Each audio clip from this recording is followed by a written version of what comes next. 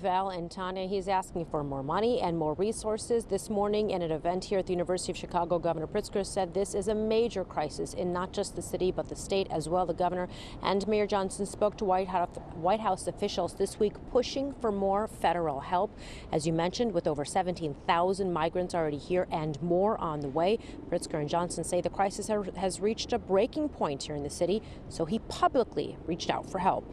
Wanted to make sure that there was a public statement out there of many of the things that we've talked about in the past with the administration, but the things that we need right now. We know that we're starting to see more and more buses.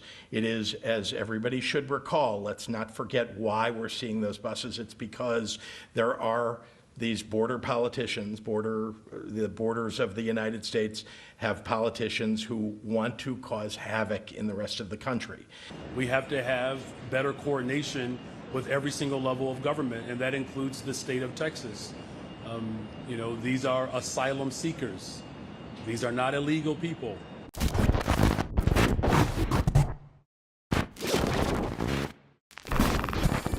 I want everyone to take a moment to look at the tears as they begin to flow throughout the streets of Chicago as Governor J.B. Pritzker and Mayor Johnson are now begging for help while being crushed under the weight of the Biden crisis. Now, they haven't gone full-blown Eric Adams on Biden yet, but by the sound of the recent letter written by J.B. Pritzker to Biden, it's only a matter of time. Now let's dive into this New York Post article titled, Democratic Illinois Governor J.B. Pritzker Demands Biden Do Something About Migrant Crisis in the State. Democratic Illinois Governor J.B. Pritzker on Monday called on President Biden to take swift action to address the federal government's lack of intervention and coordination at the southern border. Pritzker, in a letter to the 80-year-old president demanding federal assistance, said the influx of migrants has created an untenable situation for Illinois. Unfortunately, the welcome and aid Illinois has been providing to these asylum seekers has not been matched with support by the federal government, Pritzker wrote. Most critically, the federal government's lack of intervention and coordination at the border has created an untenable situation for Illinois.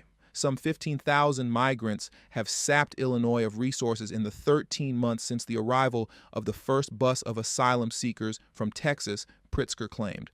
Pritzker noted that his state has spent more than $330 million to provide humanitarian aid for the migrants, on top of more than $100 million contributed by the city of Chicago, but is struggling to handle the influx of asylum seekers. Now, let's just take a quick moment to pause and meditate on the fact that a total of $430 million has been spent on this Biden crisis in Illinois. Mind you, this money wasn't in their original spending budget, but look at how they were able to make hundreds of millions of dollars appear on command. I find that very interesting how they were able to do that for the so-called migrants. But when it comes to these rundown schools in the city of Chicago, whose computers are still running on Windows 98, now all of a sudden they don't have the money. Now let's get back into this article and hear some more of what Pritzker had to say. Though we have found temporary housing in existing buildings for a majority of the refugees, we are challenged to find additional housing for the continuous flow of people who keep coming and are now forced to sleep in police stations and on sidewalks, Pritzker wrote. This situation is untenable and requires your immediate help beyond the coming work authorization for some of the asylum seekers. There is much more that can and must be done on a federal level to address a national humanitarian crisis that is currently being shouldered by state and local governments without support. Pritzker's letter to Biden contains a list of recommendations for how the federal government can help states reeling from the crisis on the southern border. Among them is a suggestion that the president appoint a point person to handle the immigration emergency. First and foremost, I recommend that there be one person in the federal government who works directly for you in the White House who can lead the oversight of our nation's efforts at the border, Pritzker wrote. Now, wait a minute. I could have sworn that was supposed to be Kamala's position as the border czar, wasn't it? Is Kamala not the border czar anymore? I'm just asking for a friend. Anyways, let's get back into the article. Right now, we have too many different federal department contacts who are uncoordinated with one another that handle various programs related to this humanitarian crisis. A single office with an identified leader must be assigned to work for the cities and states across the silos of government to manage the challenges we all face, he said. Pritzker also recommended that the Biden administration take on a much more active role in the transporting of migrants out of border states, arguing that it is unfair that a state such as Texas is able to pick and choose which cities it buses migrants to. It cannot be that just a few cities and states should now bear the cost of this effort alone, he argued. The governor further asked Biden to waive fees for migrants applying for temporary protected status, provide financial support to states, local governments, and non-governmental organizations for temporary housing, food and social services for migrants, accelerate the timeline for employment authorization for migrants, and approve Illinois' requests for Medicaid waivers and housing vouchers.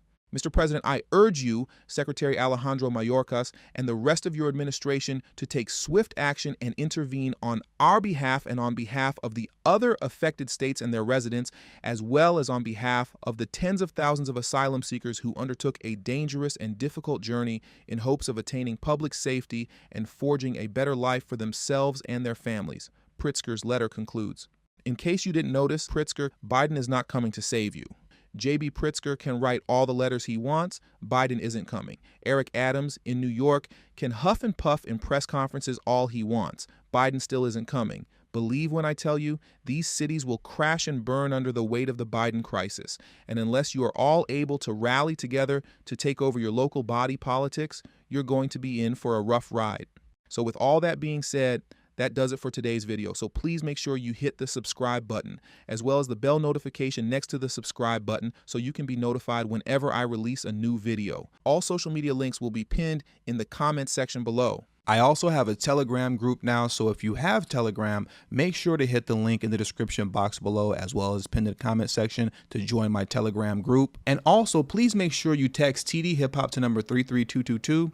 That's tdhiphop to number 33222. That way you'll get a text notification whenever I release a new video, but it also serves as an insurance plan for myself, so in case YouTube ever gives me the axe, I'll be able to send you a direct link to where you can find me next. And last but certainly not least, for those of you who have a love and appreciation for the work that I put in on this channel, the #1 way you can show your support is through Patreon. For only $3 a month, that will help put me in position to take TD Hip Hop Media off of YouTube. Remember, the goal is not to grow big on YouTube, but to grow independent of YouTube. And for those of you who have issues with joining Patreon, you can also hit the join button that's next to the subscribe button, and that way you can become an official channel member for as little as $3 a month as well. And lastly, if you haven't already, please make sure you join the emailing list. There is no way that I can go independent of YouTube if I cannot take the audience with me. And the link to that will be pinned in the comment section as well.